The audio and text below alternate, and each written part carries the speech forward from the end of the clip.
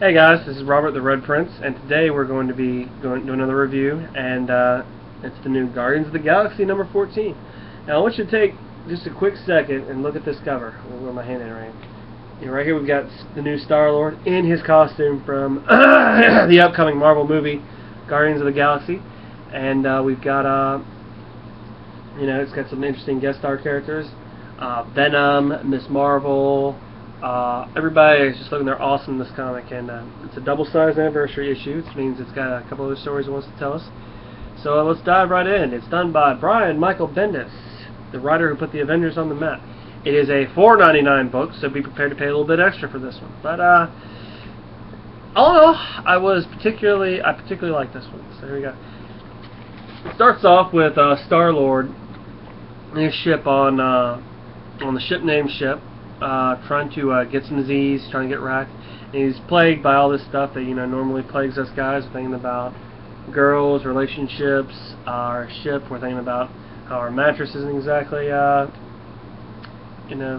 growing. When all of a sudden he's interrupted by a small little paw crying in his head. Wonder who that could be. He goes, "Hey Quill, wake up." He goes, "Going on?" "Yeah, you do that a lot. I barely ever sleep," he tells him. "Hey, come up front." "Get out of my room, Rocket," he tells him. "You need to come up front." "Ask Drax," he says. "He's not here." "Anyone else?" And all of a sudden the ship starts to pile around the side. So he goes, "What the heck was that?" He goes, "What I was trying to tell you." So I just figured it'd be easier to do a different voice. That way I wouldn't have to explain who's talking. He goes, "We're under attack." And he's under attack by the Spartanex Navy. His own dear daddy's space fleet. He goes, "Come on, Rocket. Those are elite Spartanex warships." And Groot and Rocket are trying to get themselves together. He goes, "I'm Groot." I guess I could act a little more. Apparently, I warned you. He goes, the ships are just blasting at him. He's really confused because, hey, it's your dad's elite forces that have been searching all over the galaxy for you. He goes, "Don't be flattened." He goes, "Where's Gamora? Where's the rest of our team?" And I mean, they're just being blown to pieces. Well, back on the planet Spartax, he goes, "My king." And what some of the royal people of Spartax go up to him and says, he goes, "Good word. Our elite commandos have found and engaged your son's ship. This is happening right now." He goes, "Yes, sir." "Your orders, sir? Eliminate the ship and crew, or bring them in for punishment for crimes against the Empire." So he's given the order to bring his own son in, and if you read my earlier reviews, I usually like his dad. I just think he's sort of misunderstood or misunderstanding. He goes, "Sir," he goes, "They're like, you really want us to bring your son in?" He goes, "Yeah." All right. Well, you're asking where everyone else is in this con, right? Well, the story shifts to Gamora. She's on this planet. She's calling the rest of the Guardians, and he goes, "This is Gamora. I could use some of that thing you call backup. I don't know if you can hear me. Remember that bounty hunter that was after me that time? The one we thought we took care of? Well, he found me, and he's not dead." So Gamora is being the most dangerous woman in the galaxy is being hunted by a bounty hunter, and trying to survive. She's not exactly having the best of luck, as you can see in these pictures, or you can't with all the pixelated stuff. And I mean, this guy, it's basically a game of chicken. She's trying to get away, very Star Wars-ish, on a speeder bike, and she manages to make Titanfall here, and smacks the ground really well, which gives the bounty hunter opening for her. Goes, "Gamora, daughter of Thanos, show yourself." And Gamora, she's not going to be taken without a fight. She takes him down. This is a great little scene of action, back and forth, back and forth. Gamora brings him down until what happens? She gets electrocuted. "My respect for you is endless, Gamora." After she's brought down by the bounty hunter, "Your reputation matched only by your actual skill. I am humble and impressed by you." She's being, left as a drawing mess, and he goes, "But your reputation has gotten in the way of my reputation, and that cannot be allowed. I was paid to find you and bring you down. Failure to do so would end me. I knew that when I accepted the bounty. The most dangerous woman in the galaxy. Thank you."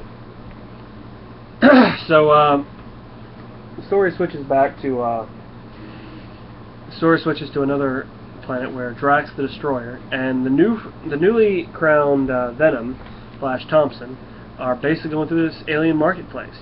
In this particular part, Drax is helping Venom find out more about his symbiote. He tells him, "Whoa, I mean, really, just now?" He goes, "Settle down, Venom. Pardon me, Mr. Drax. I'm on an alien planet with aliens, and everything looks so alien. I have seen some amazing things in my time, but this, it's a shopping bazaar. You don't have those on Earth. We do, but this, we're here. You must focus. You must now present yourself with an air of authority. I should act cool." He goes, "Yeah." He goes, "Whatever cool is. However, -0 you have to have." He goes, "Just follow my lead." And they speak very specific language. "We do not serve your kind here." It's more Star Wars references. He goes, "We don't serve your kind here."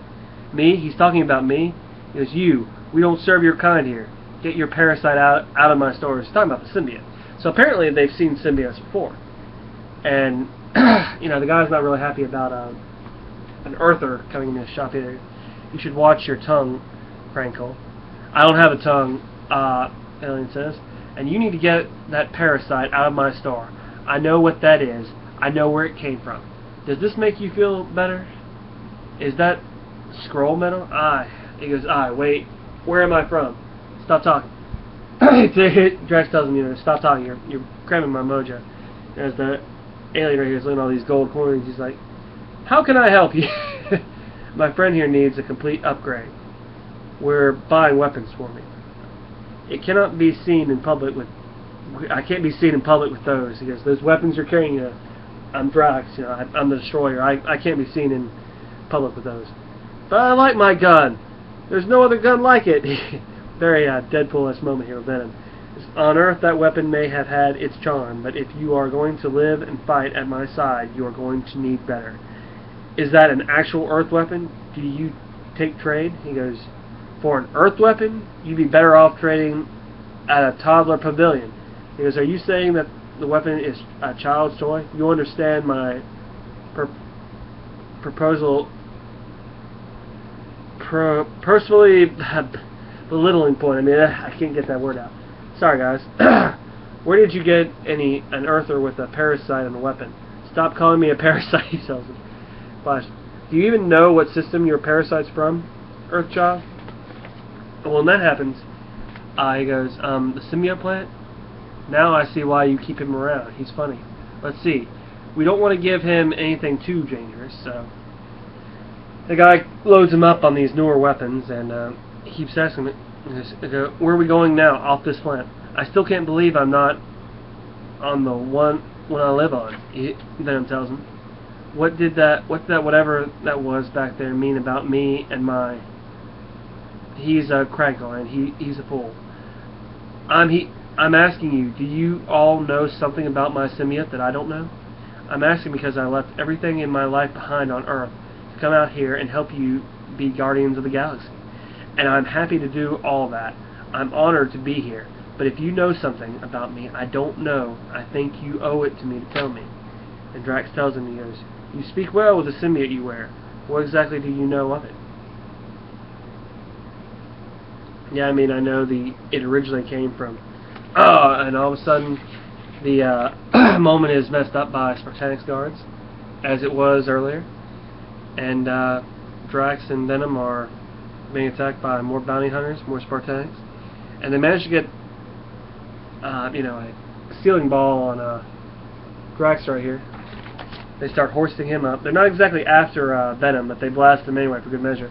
That manages to slip the symbiote from Venom, and while he's Flash Thompson without his the symbiote doesn't have any legs, so he tries to recoup himself really quickly and blast the spartanex ship out of the sky with his new weapons. And now he's sort of stranded on the planet. So, right now we have Gamora on her way to a slave planet, to the Budan slave planet.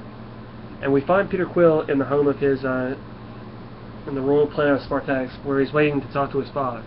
He goes, "You blame me and they're going back and forth the usual repertoire. I'm just going to read this passage to you. You blame me for your mother's death, and what I can only imagine was a troubled childhood. From a human perspective, I can understand that. You can? Ah, thanks, Dad. That makes up for everything, Peter tells him. I'm speaking to you with respect. With earthly sarcasm is off-putting.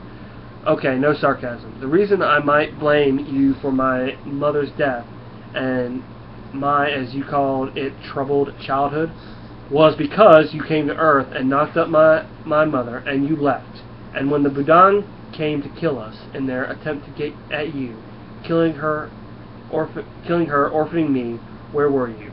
You were building the galactic empire of blood.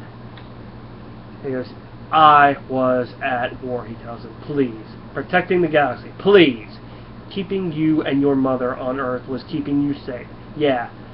How did that all work out? If I thought they would get to you, I'm not mad about any of that, he tells him. He goes, I'm mad that I grew up discovering you're a conniving warlord who thinks the galaxy should answer to him and only him. And as you can see, this conversation got him nowhere. So the king tells him, alright, he goes, I've dealt with all your friends, your ship's impounded, and you're not going anywhere. You will be dealt with here according to the laws, with no special courtesy or favor. You are an enemy of the Empire, Peter Quill. No one will come to save you. And we see in this picture here, someone's on their way, because Miss Marvel is flying towards the sea. And like I said, this is a double issued, so I'm not going to give you a full story on these right here. It's just quick up. It gives you basically what the other half of the story is going back and understanding who Groot is, where Groot grew up. It's a whole story about that. It's another story on Earth 3014 AD, the time of the original Guardians of the Galaxy, and they're doing a where Earth was invaded by the Budan and apparently taken over, and